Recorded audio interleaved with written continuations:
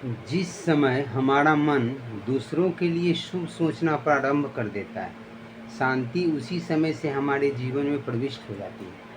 बात समझे कि नहीं समझे? हमारा मन दूसरों के प्रति जिस समय शुभ यानी अच्छा सोचता है, तो उससे हमारे जीवन में भी क्या आती है? मंगल आता है। तो जय माता दी बच्चों, मैथ का सिंपल सा क्वेश्चन देखते हैं। और कुछ मोटी एवं छोटी बातें को मन में रखना चाहिए कि दूसरों के प्रति हमेशा एक इज्जत की भावना हो, प्यार की भावना हो, कभी किसी के प्रति ईर्ष्या की भावना ना हो, है ना। हमेशा लोगों से प्यार बना के रखें, तो वो लोग जीवन में आगे सफलता प्राप्त करते हैं। तो छोटी मोटी उलझनों में फंस के रह जाएंगे तो यहीं रह जाएंगे, है ना। उसके लिए आपको सबसे ऊपर उठना होता है। तो देखते हैं हम लोग का सिंपल सा क्वेश्चन है, एलसीएम एंड एचसीएफ का है।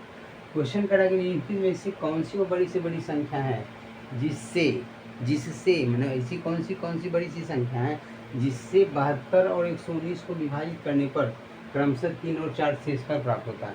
यानी 72 को भी भाग दें उससे, उस संख्या से जब 72 में भाग देंगे तो क्रमशः है, तो 72 में जब भाग देंगे तो 3 शेषफल बचेगा, और 119 में जब भाग देंगे तो 4 शेषफल बचेगा।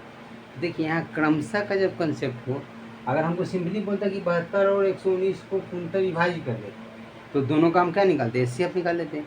तो क्वेश्चन बोल रहा है कि वो बड़ी से बड़ी संख्या क्या आती है, बड़ी से बड़ी संख्या क्या आती है जिससे कि 72 और 119 में पूर्णतः भाग लग जाए, तो सिर्फ दोनों का हम लोग एचसीएफ निकाल लेते हैं।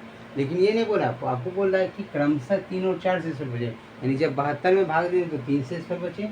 क्रमशः का मीनिंग ये होता है कि जब 72 में दिए तो 3 शेषफल बचे, और जब 119 में दिए तो 4 शेषफल बचे। मैंने पहले जो है उसके लिए पहले शेषफल, बाद में जो है उसके लिए बाद का शेषफल। तो इस तरीके से बात हुआ। तो जब शेषफल क्रमशः दिया गया हो तो हम लोग शेषफल को घटा लेते हैं, जैसे 72 माइनस 3, तो 72 में 3 गया तो क्या बच गया? 69। उसी तरीके से अगर 119 है, 119 में 4 घटा दिए तो क्या बच गया? 115। अब 69 और 115 जो संख्या आ गया, अब इसका हम लोग एचसीएफ निकालेंगे, क्योंकि जो बोला शेषफल बचे तो शेषफल को घटा लिए। शेषफल जब घट गया तो जो बच गया उसको इसमें बड़ी से बड़ी संख्या ऐसा निकालेंगे जो कि इसको पूर्णतः विभाज कर सके। तो 69 से 115 में लगाएंगे, हमको ऐसे डायरेक्ट दिख रहा है, लेकिन आप लोग लगाइए। 15 में 9 गया 6, 10 में 6 गया 4, 46, 69। जो शेष बचता है फिर उससे इस भाजक में भाग देंगे, तो एक बार में 46, 9 में 6 गया 3, 6 में 4 गया 2, 23, 46, 23 दोनों 46। सिंपल सा लॉजिक ही समझिए। यहाँ एचसीएफ क्या आ गया? एचसीएफ जो आ गया वो 23 आ गया, 23 है एचसीएफ।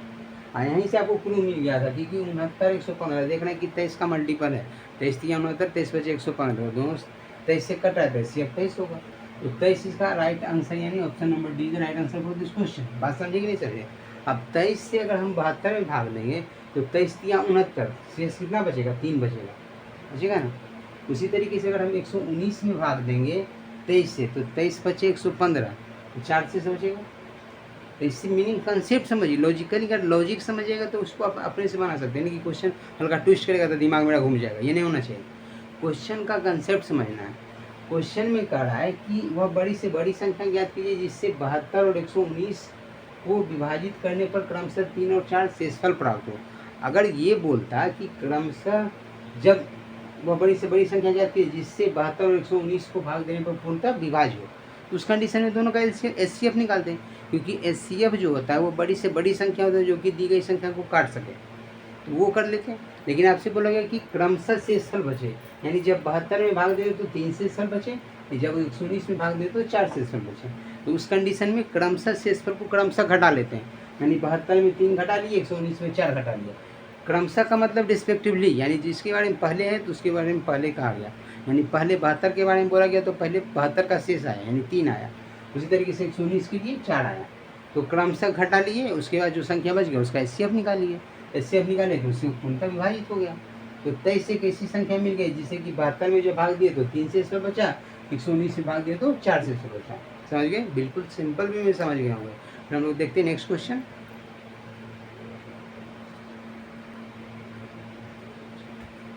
देखो जो सिंपल सा क्वेश्चन उसी पे आधारित है।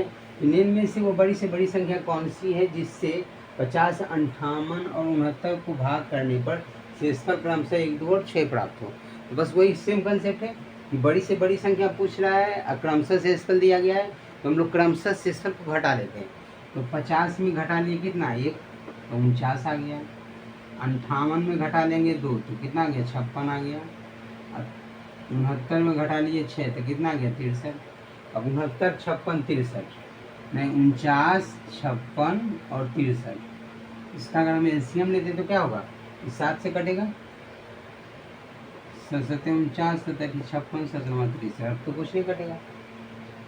ये आपका क्या आ गया एचसीएफ, क्योंकि जो ये निकालते हैं जिससे कि तीनों का तीनों कट जाए। तो हम देख रहे थे कि 7 से कॉमन है, भाग विधि से कर दे तो उस तरीके से भी करेंगे तो 7 आएगा। 49 से लगाएंगे, पहले बार में 7 आ गया, 7 से सब कट जाएगा। यहाँ हमको डायरेक्टली देखिए कि सब 7 का मल्टीपल है, तो 7 से डायरेक्ट लगाएंगे, तीनों का तीनों संख्या कट गया, यानी क्या हो गया एचसीएफ इसका 7 आ गया।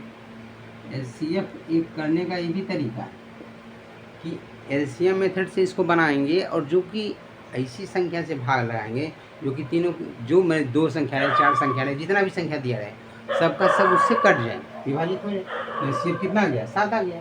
तो 7 एक ऐसी संख्या है जो कि क्रमशः 50 में भाग देंगे तो 1 से शेषफल बचेगा, 67 49 1 बचेगा, 58 में देंगे 56 2 बचेगा, इसी तरीके से 57 63 6 बचेगा।